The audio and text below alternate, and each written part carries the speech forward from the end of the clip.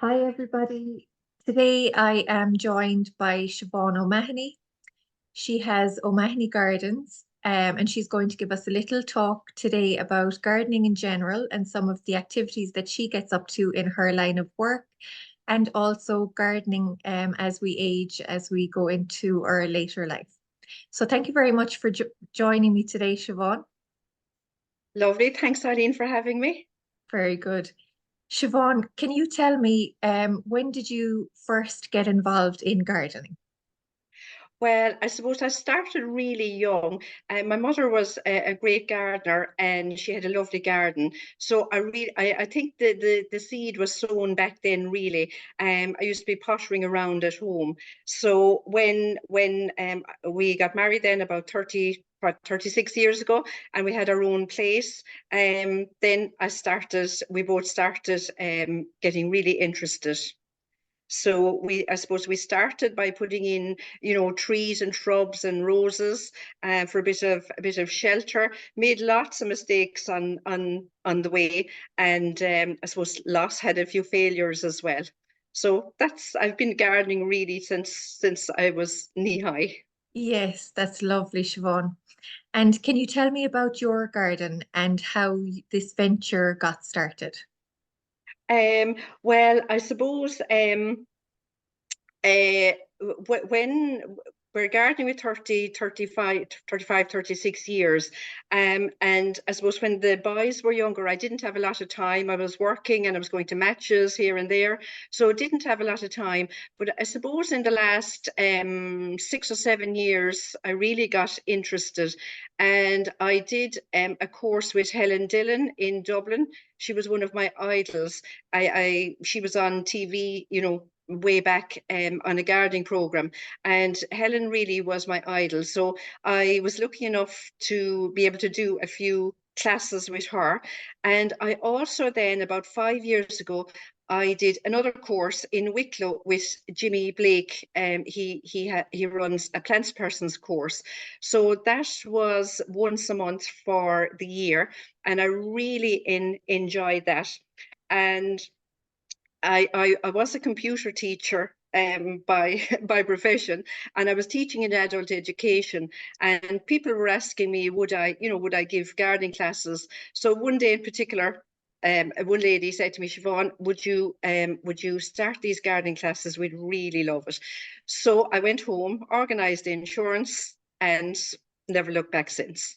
So I suppose the first class I had actually was the year of COVID, and we had one class done and COVID hit. So we had to stop for a few months, and then um, when we came back, I had plenty of space in the hay barn for social distancing, so we continued with the classes, and this is the fourth year, and they're quite successful. So that's how we started, really. Brilliant. That sounds great, Siobhan. And can you tell me a little bit more about the classes and any other services that you might provide in your garden?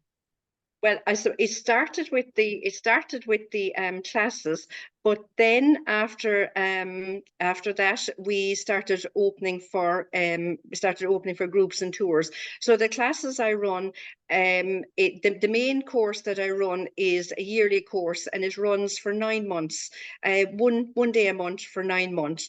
And the idea is that you actually see the progression in the garden. So each class would consist of a video or a slideshow at the beginning, and for example, we might do annuals this month, or we might do feeding plants, and then we have a walk around the garden and see what's in flower this month, and then we do some practical stuff. Like taking cuttings, how to prune roses, whatever has to be done this month. So that's the main course, really. But I also run workshops then as well at different times of the year. For example, we have a spring bulb workshop in September.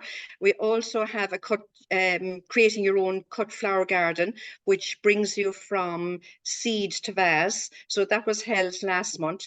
And then coming up in May, I have a summer container workshop, where we'll be creating summer containers. So they're the workshops, and then we open for tours and groups and garden groups, obviously by appointment. And we have 3 open days then during the year as well. The first Sunday in July, the first Sunday in August, and the first Sunday in September. So we're not open all the time. It wouldn't be feasible to be open all the time. So that's really what's involved now. Obviously, I'm not teaching computers anymore. I Yeah. went from the computers to the gardening. Well, it does really sound like there's something to learn, for every class. It really is like watching how your garden grows, which is lovely. It's always something new and something different to learn, which is amazing.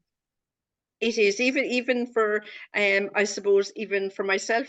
We're learning all the time. We're learning every day new plants and so on, and failures as well. You can set seed, and they mightn't germinate. So it's trial and error. Yeah, yeah. And what is your feedback from the classes that you give and from the open days as well? Um, well, particularly the classes, I think they really enjoy the classes. It's that a few hours, few hours out of their normal day, and they enjoy meeting each other. They enjoy meeting like-minded people, and they're having, seeing what's in flower in the garden. So there is a lovely atmosphere, and some people actually come back to do it the second time round. Mhm. So, and even second time around, there's something new to learn. Very good. And I suppose ourselves in AL Home Care, we do try to provide different types of activities and ventures for our elderly clients to be able to participate in. So I'm just Yes. wondering, how can gardening benefit an older person in particular? Well, I suppose really there's 2 benefits. There's the physical benefits and there's the mental benefits. And the physical benefits, it's an excellent form of exercise. With the bending, the pulling, the pushing, the lifting, and so on, and the movement. So it's as good actually as going to the gym. And it improves our mobility, our flexibility, our coordination, and I suppose quite important, builds our muscle as well. And when we're out in the fresh air, we're actually taking in vitamin D as well. So all good there. And then the mental benefits. We all know, or those of us who garden, we know that when we're pottering in the garden, that we feel really relaxed. And it's proven also scientifically that gardening it alleviates the symptoms of depression. The soil releases these happy chemicals in our brain. So even if you walk out around the garden, and even the simple pleasures of hearing the birds sing or seeing a butterfly on a flower, it gives us pleasure. And also it gives us a feeling of satisfaction if we can go out and pick our own produce and eat our own produce, or if it's going out picking a bunch of flowers. So they're all the mental benefits of gardening. Yeah, so it's kind of like a mindful activity as well as a physical activity, which is Oh, fantastic. Yeah. absolutely, absolutely. And actually, in the UK now, some doctors are actually prescribing gardening Mm. as a type of medication. Yeah, I can see why. Yes, yes. So, And I suppose for people then, if as we age, just because we age or our health deteriorates, it shouldn't really stop us from gardening. So there's a number of things we can actually do to keep gardening. And if you have a garden already, if it's a big garden, you can change your working methods. To make it easier. You can cut down on the laborious work. You can maybe put in more trees and shrubs instead of your herbaceous, as herbaceous are quite laborious. And another thing is to keep colour near your house. You know, it's very difficult to try to keep a big garden as we age. So there's no such thing as a no maintenance garden, but we can make it low maintenance. So as I said, that would include putting in more shrubs and more trees, just keeping your colour around the house.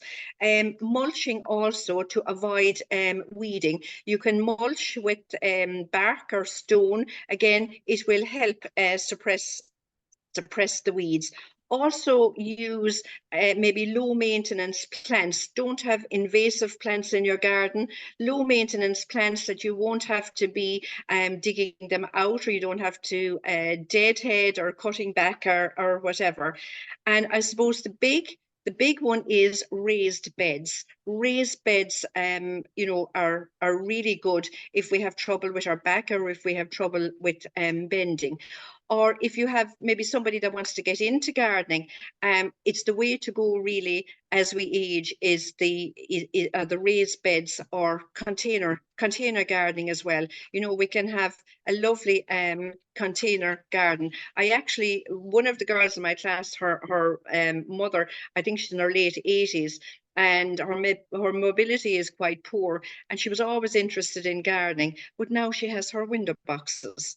So she goes out in the morning and she can deadhead her window boxes, and that's keeping her you know, keeping her gardening. That's lovely. It's really Yeah, nice. yeah. And do you have any advice for an older person or their caregiver who want to get involved in gardening, we'll say in later life, or as a new venture in later life? I would say again, just start with, if it's a new garden, start with a few raised beds, or containers, large containers that you don't have to be, you know, bending over. But the raised beds really, and make them high to a level, you know, make them a level that will suit you.